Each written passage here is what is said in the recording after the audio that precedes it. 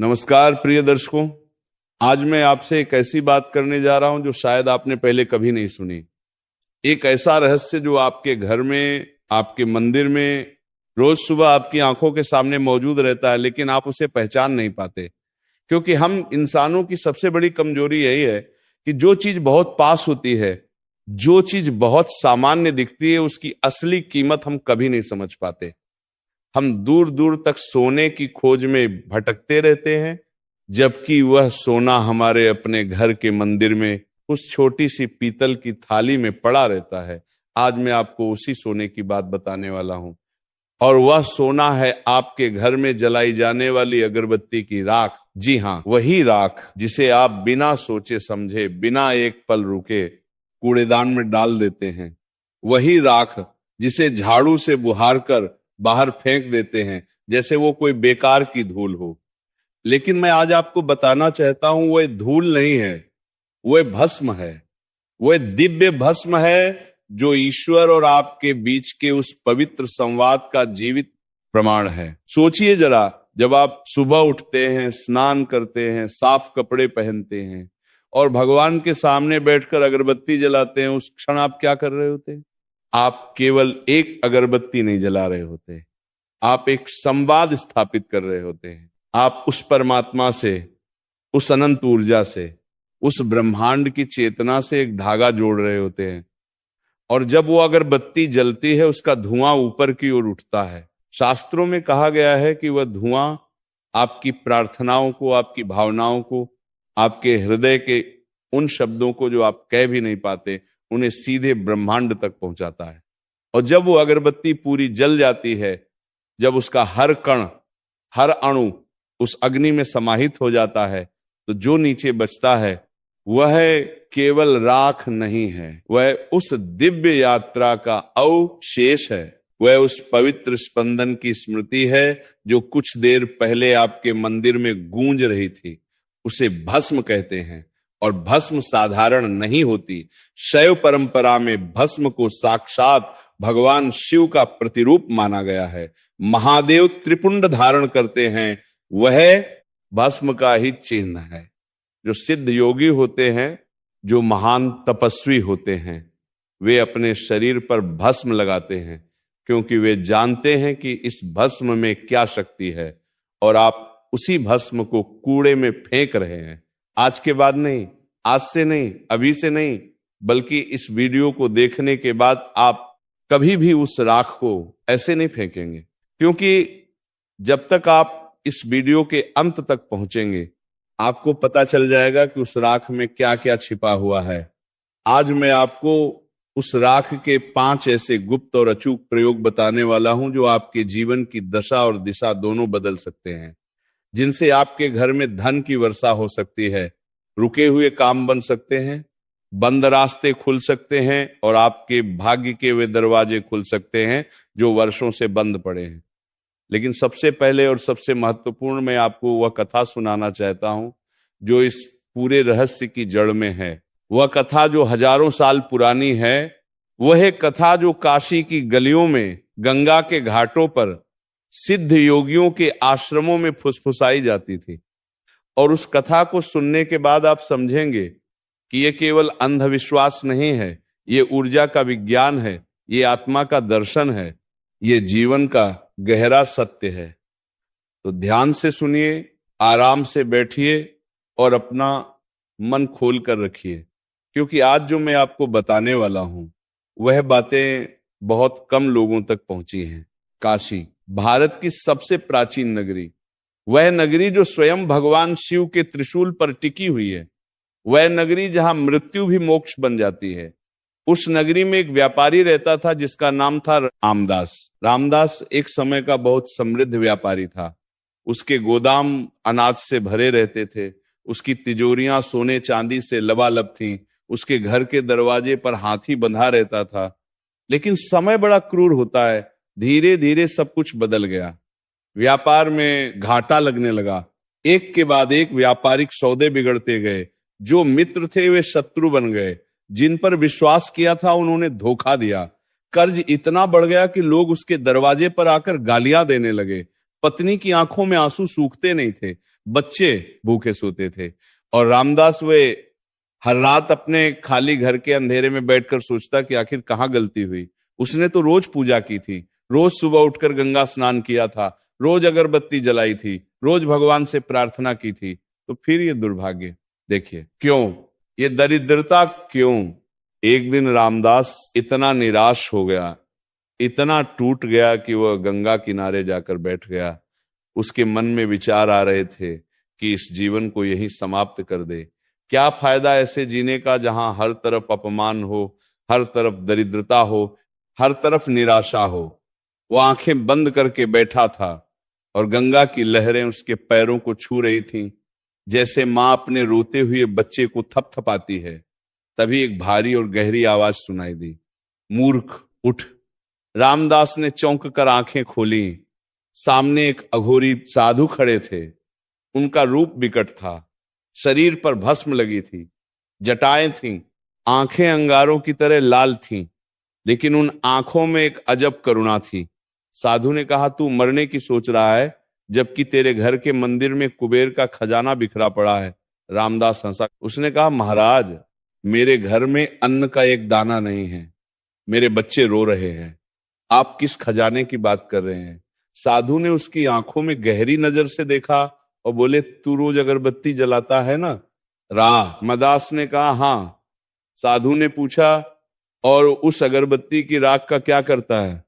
रामदास जिचका, बोला, फेंक देता हूं, और क्या करूं। साधु की आंखें बंद हो गईं। उन्होंने एक गहरी सांस ली और बोले, यही तेरी सबसे बड़ी भूल है, यही तेरी दरिद्रता का सबसे बड़ा कारण है। रामदास अचंभित हो गया। साधु ने उसे उस राख का पूरा रहस्य बताया, हर प्रयोग, हर विधि, हर नियम। और रामदास ने घर जाकर ठीक वैसा ही किया। आप जानते हैं उसके बाद क्या हुआ। कुछ ही सप्ताहों में ऐसी घटनाएं घटने लगी जो रामदास खुद नहीं समझ पा रहा था। एक पुराना देनदार जो वर्षों से पैसा दबाए बैठा था, उसने खुद आकर पैसे वापस किए।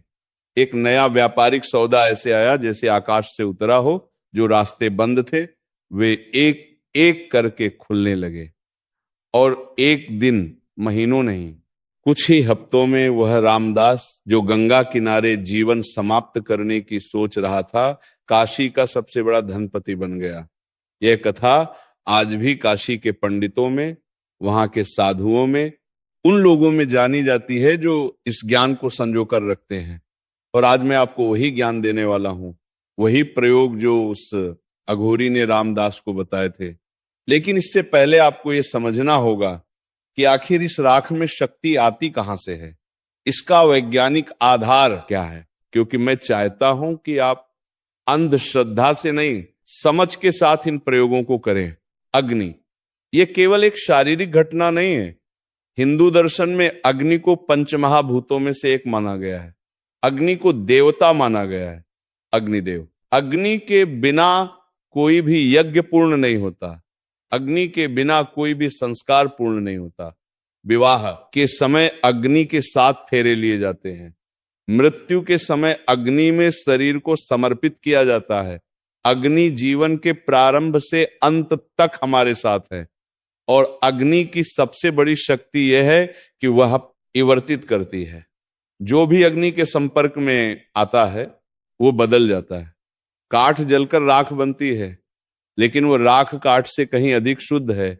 सोना तपाया जाता है अग्नि में और वह और निखर जाता है। भोजन पकाया जाता है अग्नि पर और वह पाचन योग्य बन जाता है। यही अग्नि का धर्म है, शुद्धिकरण। अब सोचिए, जब वो अगरबत्ती भगवान के सामने जलती है, उस समय उस अगरबत्ती में क्या क्या होता है। उसमें वह सुगंधित लकड़ी होती है, उसमें वह जड़ी बूटियां होती हैं, उसमें वह प्राकृतिक रेजिन होती है, और उन सब के ऊपर उस समय मंदिर में आपकी प्रार्थनाएं होती हैं, आपके मंत्र होते हैं, आपकी श्रद्धा होती है। आधुनिक विज्ञान कहता है कि ध्वनि तरंगे, विचार तरंगे और भावनाएं, ये सब ऊर्जा के रूप हैं। और ऊर्जा न तो बनती है और न ही नष्ट होती है, वह केवल रूप बदलती है। जब आप मंत्र पढ़ते हैं, जब आप श्रद्धा से प्रार्थना करते हैं, तो वह ऊर्जा उस वातावरण में, उस हवा में उस धुएं में समाहित होती है और जो राख बचती है उसमें वह ऊर्जा का एक अंश अवश्य रहता है। ये कोई मनगढ़ंत बात नहीं है। दुनिया के कई देशों में अब ये शोध हो रहा है कि प्रार्थना और ध्यान के समय उत्पन्न तरंगें आसपास के पदार्थों पर प्रभाव डालती हैं। जापान के वैज्ञानिक मासारू इमोटो ने पानी पर विचारों और शब्दों के प्रभाव को सिद्ध किया था। यदि पानी विचारों से प्रभावित हो सकता है तो वह राख क्यों नहीं जो उस पूजा की ऊर्जा में नहाई हो। इसीलिए हमारे ऋषि मुनियों ने भस्म को इतना महत्व दिया था। वे केवल धार्मिक परंपरा निभाने के लिए नहीं कह रहे थे, वे उस गहरे सत्य को जानते थे जो आज का विज्ञान धीरे धीरे समझने लगा है। तो अब जब आप ये समझ गए हैं कि उस राख में कितनी शक्ति है, आइए अब बात करते हैं पहले प्रयोग की। वह प्रयोग जो आपके घर को एक ऐसे सुरक्षा कवच में लपेट देगा जिसे कोई भी नकारात्मक शक्ति, कोई भी बुरी नजर, कोई भी दरिद्रता भेद नहीं पाएगी। ये प्रयोग बहुत सरल है। इसके लिए किसी महंगी सामग्री की जरूरत नहीं है, इसके लिए किसी विशेष समय की जरूरत नहीं है। बस आपको एक चीज चाहिए, वह है राख जो आपके घर के मंदिर में भगवान की उपस्थिति में आपकी श्रद्धा और प्रार्थनाओं के बीच जमा हुई है। तो सबसे पहले एक काम करें, आज से ही एक छोटी सी तांबे या पीतल की डिब्बी लें और उसमें अगरबत्ती की राख इकट्ठा करना शुरू करें। हर रोज, हर पूजा के बाद उसे फेंकिए नहीं, उसे बचाइए, क्योंकि यही वो खजाना है जिसकी तलाश में लोग जीवन भर भटकते रहते हैं और वह आपके अपने घर में, आपके अपने मंदिर में इंतजार कर रहा था कि कोई उसे पहचाने। पहला प्रयोग है घर के मुख्य द्वार का सुरक्षा तिलक। जब भी आप सुबह पूजा करें और अगरबत्ती की राख ठंडी हो जाए तो उस राख को अपनी अनामिका उंगली से उठाएं। ये उंगली वह है जिसमें अंगूठी पहनी जाती है, जिसे रिंग फिंगर कहते हैं। आयुर्वेद और योग की दृष्टि से इस उंगली का सीधा संबंध सूर्य के ग्रह से है, हृदय से है और जीवन शक्ति से है। इस उंगली की ऊर्जा बाकी उंगलियों से भिन्न होती है। इसीलिए भगवान को तिलक लगाते समय, शिशु के मुख में पहला अन्न देते समय और पवित्र कार्यों में अनामिका का ही उपयोग किया जाता है। इस अनामिका उंगली से थोड़ी सी राख उठाइए और अपने घर के मुख्य द्वार के दोनों तरफ एकदम नीचे, जहां दरवाजा जमीन से मिलता है, वहां एक एक छोटा सा बिंदु लगाइए। इसे किसी को नजर नहीं आना चाहिए, बहुत सूक्ष्म, बहुत छोटा। आप जानते हैं ये क्या करेगा? हमारे शास्त्रों में कहा गया है कि घर का मुख्य द्वार केवल शरीर का प्रवेश द्वार नहीं होता, वह ऊर्जाओं का भी प्रवेश द्वार होता है। जब कोई भी बाहर से आता है वह केवल अपना शरीर नहीं लाता, वह अपनी ऊर्जा भी लाता है, अपनी मानसिक अवस्था भी लाता है। कभी कभी जाने अनजाने कोई नकारात्मकता भी साथ लाता है और उस द्वार पर ये पवित्र भस्म वो एक अदृश्य छन्नी की तरह काम करती है। जो भी शुभ ऊर्जा है, जो भी सकारात्मकता है, वो अंदर आने देती है और जो भी नकारात्मकता है, जो भी दुर्भाव है, उसे वही रोक लेती है, वही भस्म कर देती है। यही इस राख का स्वभाव है, भस्म करना। जो अशुद्ध है उसे जलाना, जो पवित्र है उसे बचाना। आपके घर का वातावरण धीरे धीरे इतना सकारात्मक हो जाएगा कि जो लोग आपके यहां आएंगे वे खुद कहेंगे इस घर में आकर कुछ अलग ही शांति मिलती है। माँ बाप कहेंगे, बच्चे कहेंगे, मेहमान कहेंगे।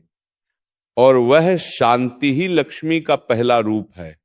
लक्ष्मी का अर्थ केवल धन नहीं है, लक्ष्मी का अर्थ है समृद्धि, और समृद्धि में शामिल है स्वास्थ्य, सुख, शांति, परिवार में प्रेम और उसके बाद धन। जब घर में शांति होती है, जब घर का वातावरण सकारात्मक होता है, जब परिवार के सदस्यों के बीच प्रेम होता है, तभी धन आता है और टिकता है। जहां कलह है, जहां नकारात्मकता है, वहां धन आता भी है तो रुकता नहीं, पानी की तरह बह जाता है।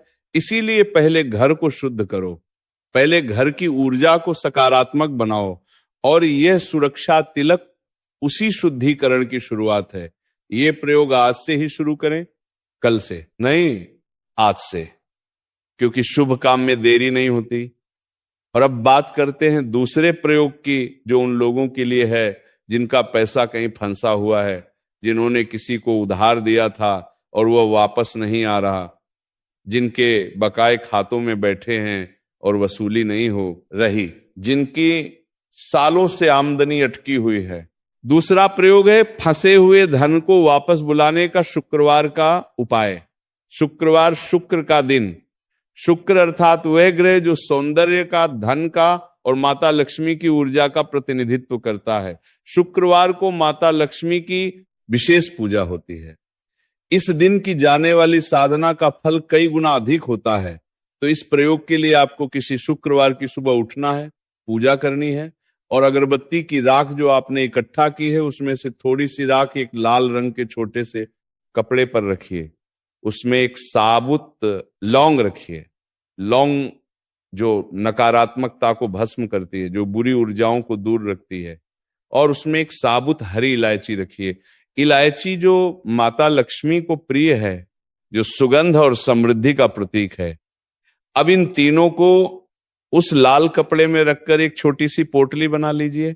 इसे सुतली से या किसी धागे से बांध लीजिए। अब इस पोटली को अपने दाहिने हाथ में लेकर बैठ जाइए, आंखें बंद कीजिए और अपने मन में उस व्यक्ति का स्पष्ट चित्र लाइए जिसके पास आपका पैसा है, उसका चेहरा, उसका नाम, वो जगह जहां वह रहता है। और मन ही मन माता लक्ष्मी से प्रार्थना कीजिए, मां, मेरा जो धन अटका हुआ है, जो मेरा है और मेरे पास आना चाहिए, उसे शीघ्र मेरे पास भेजो। ये प्रार्थना बहुत ही शांत मन से, बिना क्रोध के, बिना द्वेष के करनी है। याद रखिए, यदि आप क्रोध में, बदले की भावना में ये करेंगे तो ये काम नहीं करेगा। लक्ष्मी माता की ऊर्जा प्रेम और शांति में काम करती है, क्रोध और घृणा में नहीं। बस ये भावना रखिए कि जो मेरा है वो मुझे मिलना चाहिए। यही न्याय संगत मांग है, यही धर्म संगत इच्छा है।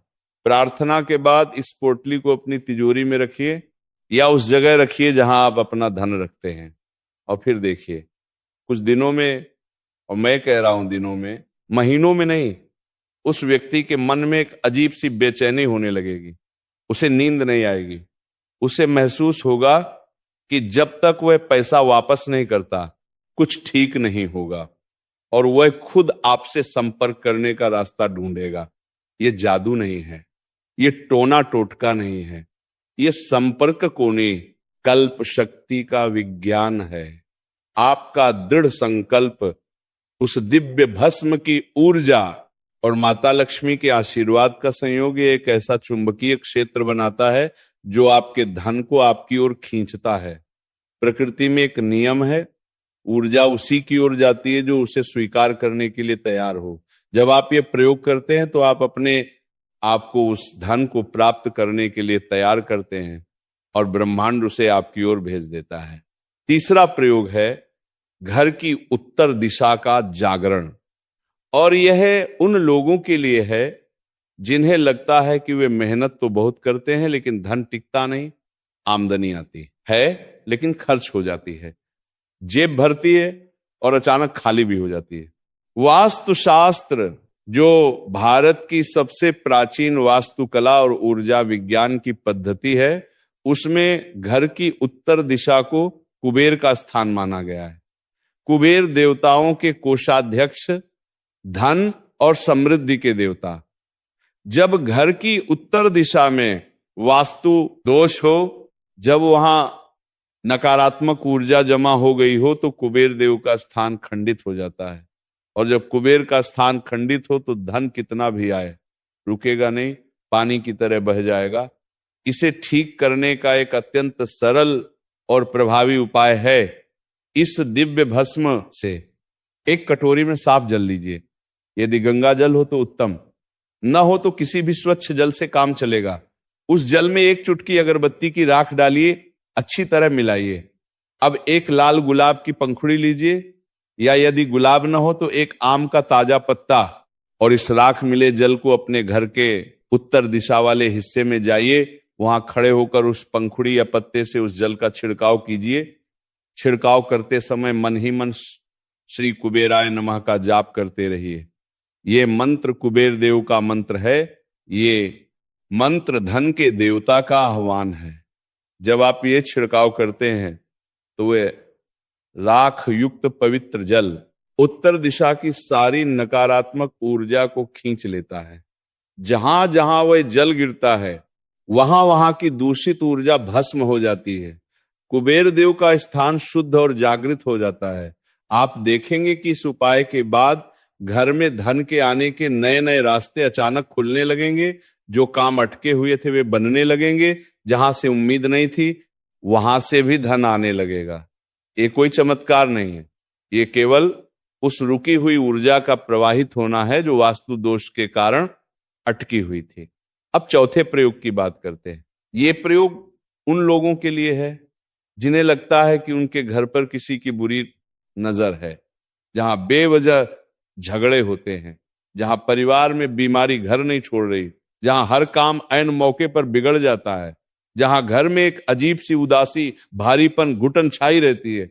यह प्रयोग मंगलवार या शनिवार की शाम को करना है। दिल्ली है मंगलवार हनुमान जी का दिन, शनिवार शनिदेव का दिन। दोनों ही वे देवता हैं जो नकारात्मक शक्तियों को, बुरी आत्माओं को, नजर और दोषों को दूर करने में सबसे शक्तिशाली माने गए हैं। इस प्रयोग के लिए आपको किसी मंगलवार या शनिवार की शाम को अपने घर के मंदिर में एक चौमुखी दीपक जलाना है। चौमुखी दीपक यानी वो दीपक जिसमें 4 बाती हों चारों दिशाओं की ओर। ये 4 बातियां चारों दिशाओं की ऊर्जा को जागृत करती हैं। उस दीपक के सामने बैठकर पूरी हनुमान चालीसा का पाठ कीजिए। जब पाठ पूरा हो जाए तो अपनी डिब्बी में जो राख इकट्ठा किए उसे लेकर उठिए और चुपचाप बिना किसी को बताए, बिना किसी से बात किए घर के हर कमरे में जाइए। हर कमरे के चारों कोनों में थोड़ी थोड़ी राख छिड़किए। ध्यान रहे केवल कोनों में, क्योंकि घर के कोने वो स्थान होते हैं जहां सबसे अधिक नकारात्मक ऊर्जा इकट्ठी होती है। जैसे कमरे में धूल सबसे अधिक कोनों में जमती है, वैसे ही नकारात्मक रजा भी कोनों में छिप जाती है। ये राख उस नकारात्मकता को सोख लेती है। जैसे नमक पानी को सोखता है, वैसे ही ये पवित्र भस्म नकारात्मकता को सोख लेती है। जब आप राख छिड़क रहे हों, मन में अपने इष्ट देव का स्मरण करते रहें, उनसे प्रार्थना करते रहें कि वे इस घर को सब दोषों से मुक्त करें। जब रात को सो जाएं तो अगले दिन सुबह जब घर में झाड़ू लगाएं, उस राख को सामान्य कूड़े के साथ घर से बाहर निकाल दें। वह राख अब नकारात्मकता सोख चुकी है, उसे बाहर कर दीजिए। आप महसूस करेंगे कि घर का माहौल एकदम हल्का हो गया है, जैसे सालों से चला आ रहा एक भारी बोझ अचानक उठ गया हो। घर में जो कड़वाहट थी, जो तनाव था, वो धीरे धीरे प्रेम में बदलने लगेगा। जो बीमारी टिकी हुई थी उसमें धीरे धीरे राहत मिलने लगेगी। जो काम अटके हुए थे वे बनने लगेंगे। और जब घर में शांति आती है, जब घर में प्रेम होता है, जब परिवार के लोग एक दूसरे के लिए खड़े होते हैं, तब लक्ष्मी को घर में रहने की इच्छा होती है। क्योंकि लक्ष्मी उसी घर में रहती है जहां शांति है, जहां प्रेम है, जहां स्वच्छता है, जहां सकारात्मकता है। और अब आखिरकार वो एक क्षण आ गया है, वो एक क्षण जिसका आप इस पूरी यात्रा में इंतजार कर रहे थे। वह सबसे गुप्त, सबसे रहस्यमय, सबसे शक्तिशाली प्रयोग जो आधी रात को किया जाता है, जिसे सिद्ध योगियों ने सदियों से गोपनीय रखा, जो भाग्य की सबसे मोटी दीवार को भी तोड़ सकता है। ध्यान से सुनिए, एक एक शब्द ध्यान से सुनिए। ये प्रयोग आपको किसी अमावस्या की रात को या किसी भी महीने के पहले शुक्रवार की रात को करना है। वो एक क्षण जब रात के ठीक 12 बजे, जब घर में सब सो रहे हों, जब बाहर एक गहरा सन्नाटा हो, उस सन्नाटे में एक विशेष शक्ति होती है। रात के 12 बजे वह समय होता है जब दिन और रात की ऊर्जाएं बदलती हैं, जब ब्रह्मांड एक पल के लिए ठहरता है। उस ठहर आव में किया गया संकल्प वो बहुत तीव्र होता है। उस समय उठिए, हाथ मुंह धोइए, शुद्ध और शांत मन से बैठिए। एक साफ सफेद अनलाइंड कागज लीजिए, यदि भोजपत्र मिले तो सर्वोत्तम, लेकिन साधारण सफेद कागज भी चलेगा। एक छोटी कटोरी में अपनी इकट्ठा की हुई राख लीजिए, उसमें चमेली के तेल की ठीक 2 बूंदें मिलाइए। चमेली जो माता लक्ष्मी को अत्यंत प्रिय है, जो आकर्षण और समृद्धि की ऊर्जा का प्रतीक है, इस राख और तेल को अच्छी तरह मिलाइए, ये एक पवित्र स्याही बन जाएगी। अब एक लकड़ी की कलम बनाइए। अनार की लकड़ी हो तो उत्तम, क्योंकि अनार की लकड़ी लक्ष्मी की शक्ति को धारण करती है। या फिर किसी भी साफ लकड़ी का नुकीला हिस्सा ले लीजिए, उस कलम को राख की स्याही में डुबोइए और उस सफेद कागज पर बहुत सुंदर, स्पष्ट और पूर्ण भाव से लिखिए श्री। ये माता लक्ष्मी का बीज मंत्र है। ये केवल एक अक्षर नहीं है, ये ब्रह्मांड की उस आवृत्ति का लिखित रूप है जो धन, समृद्धि और ऐश्वर्य को आकर्षित करती है। लिखते समय आपकी आंखें उस कागज पर टिकी होनी चाहिए, आपका मन बिल्कुल शांत होना चाहिए और उस क्षण केवल एक भाव होना चाहिए, ब्रह्मांड की सारी धन संपदा, सारी खुशियां, सारी समृद्धि आपके जीवन में प्रवेश कर रही है। आप उसके लिए तैयार हैं, आप उसके योग्य हैं। जब वो अक्षर लिख जाए, उस कागज को कुछ मिनट सूखने दीजिए। राख सूखकर उस कागज पर जम जाएगी। अब उस कागज को बहुत ही श्रद्धा और आदर के साथ मोड़िए, उसे एक लाल रेशमी कपड़े में लपेट लीजिए। ये ताबीज तैयार है। लेकिन ये केवल कागज और राख का ताबीज नहीं, ये वह यंत्र है जिसे आपने अपनी ऊर्जा से